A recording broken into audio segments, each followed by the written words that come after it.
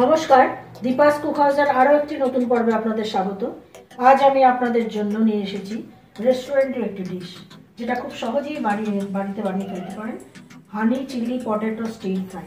ভিডিওটি শেষ অবধি দেখবেন, একটি লাইক দেবেন আর কমেন্টে জানাবেন কেমন লাগলো।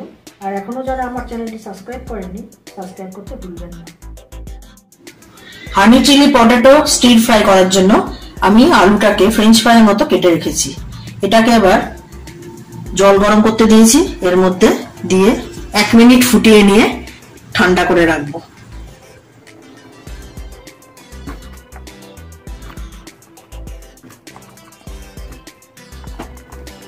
এতে দেবো অল্প নুন। আলুটা ঠান্ডা হয়ে গেছে, এর মধ্যে অল্প ময়দা দিয়ে একটু কোট করে নেব।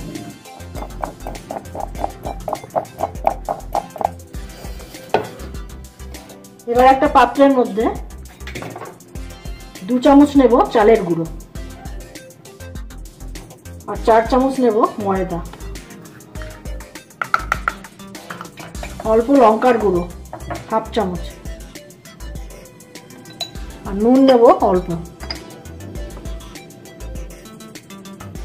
এটাকে জল দিয়ে একটা ঠিক ব্যাটার করব।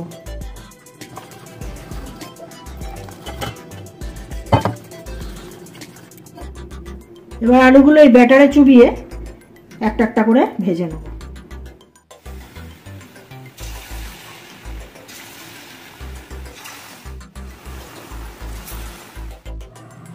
আলুটা মুচমুচে করে ভাজা হয়ে গেছে।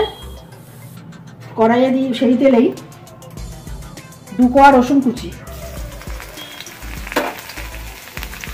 1 টুকরো আদা কুচি, একটা পেঁয়াজ কুচোনো, স্প্রিং অনিয়ন অল্প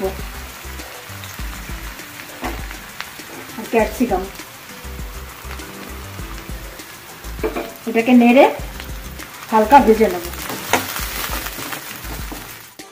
হালকা করে ভাজা হয়ে গেছে, এতে দিচ্ছি অল্প নুন, 1 চামচ গোলমরিচ, রেড চিলি সস 1 চামচ, সয়া সস 1 চামচ আর টমেটো কেচাপ এটা 2 চামচ, 1/2 চামচ লঙ্কার গুঁড়ো, চিলি ফ্লেক্স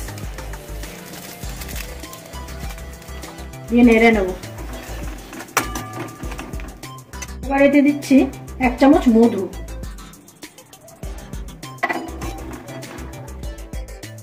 এবার এতে ভেজে রাখা আলুগুলো দিয়ে দিতে হবে।